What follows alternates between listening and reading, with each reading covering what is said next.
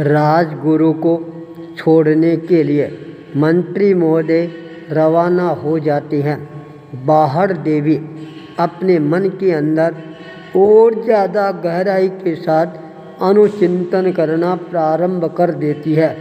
यह 9 महीने का समय मेरे लिए ताना और बाना है, बुनने का समय आ गया है। जब ताना और बाना दोनों बुने जाते हैं तब कपड़े का निर्माण होना प्रारंभ हो जाता है। मेरे को भी अपने बालक के जीवन का ताना और बाना है, यह दोनों बुनना प्रारंभ कर देना है। अच्छे संस्कारों से अपने बालक को संस्कारित करना है। उसी क्षण वह अपने जीवन के अंदर पवित्रता का संचार करना प्रारंभ कर देती है। केवल शरीर को ही शुद्ध बनाकर नहीं रखती है, अपितु अपनी विचारधारा को भी वह शुद्ध बनाना प्रारंभ कर देती है। प्रातःकाल जल्दी उठना, अपने इष्ट का स्मरण करना, उसके पश्चात अपने घर के सारे काम काज है उनको निपटाना, सात्विक भोजन है वह बनाना, स्वयं ग्रहण करना और अपने पतिदेव को भी प्रेम पूर्वक ग्रहण करने का निवेदन करना। पूरे घर के अंदर स्वच्छता का वातावरण है वह कायम होना प्रारंभ हो जाता है। कहीं पर भी कूड़ा कचरा है वह नज़र नहीं आ रहा है। अपना धार्मिक स्थान है उसको भी बहुत अच्छी तरह से सजा कर रख लेती है।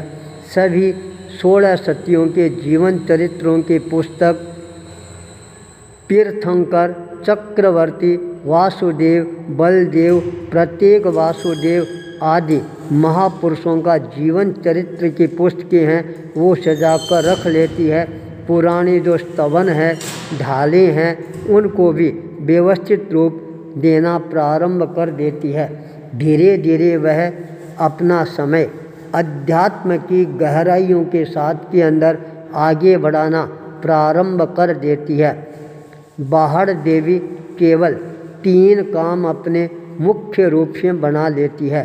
पहला काम है शरीर की शुद्धि के साथ पूरे घर को स्वच्छ बनाकर रखना। दूसरा काम है ब्रह्मचर्य व्रत की साधना करने के साथ अपने विचारों को भी शुद्ध बनाए रखना।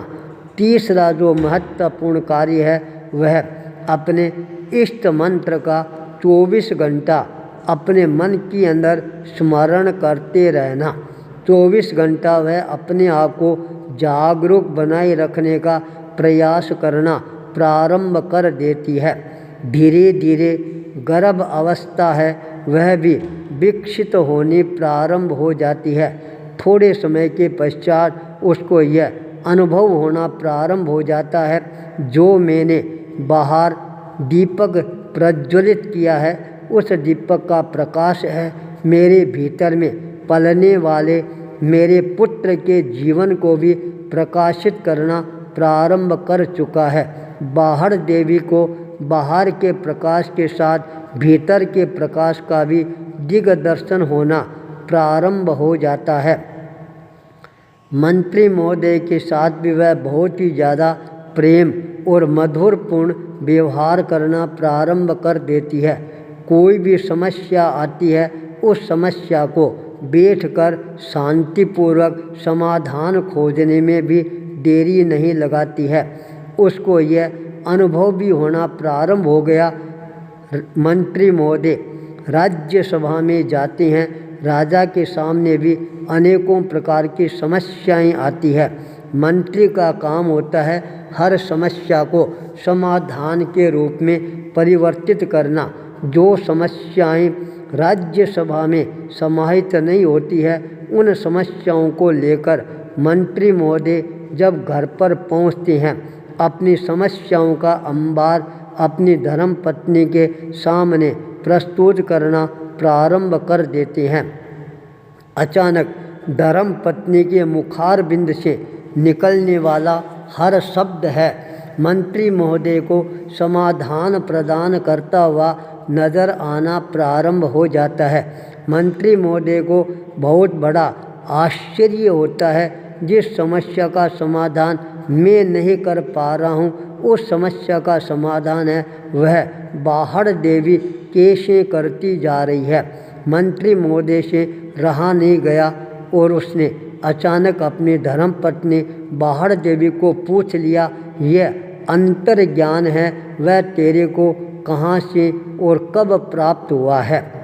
यह बात सुनकर बाहड़ देवी ने कहा, पतिदेव, ये ज्ञान मेरे को नहीं हुआ है और मेरे को लगता है मेरे गर्भ के अंदर जो होनहार बालक आया है उस बालक के माध्यम से ही मेरे मुखारबिंद से यह शब्द निकलते हैं और हर समस्या है वह अपने आप ही समाधान के रूप में परिवर्तित होने प्रारंभ हो जाती है।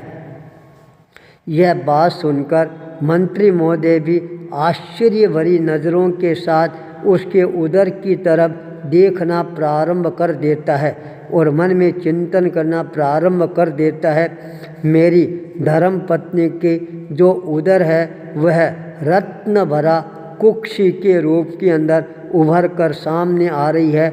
मेरी धर्मपत्नी के गर्भ के भीतर कोई न कोई बेडूर्य रत्न है, वह अवश्य ही प्रकट हुआ है, जिसके आभा और प्रभा से मेरे जीवन को नई शक्ति, नई ताजगी, नई ऊर्जा है, इसको मिलना प्रारंभ हो गया है। वह अपने पुत्र के प्रति मंगल कामनाएं अभिव्यक्त करना प्रारंभ कर देता है, हे पुत्र, तुम भी आगे जाकर मेरी तरह इस संसार के अंदर सबको नया दिग्दर्शन प्रदान करते रहना। अध्यात्म के क्षेत्र में भी अपने आप को और ज़्यादा गतिशील बनाना प्रारंभ कर देना।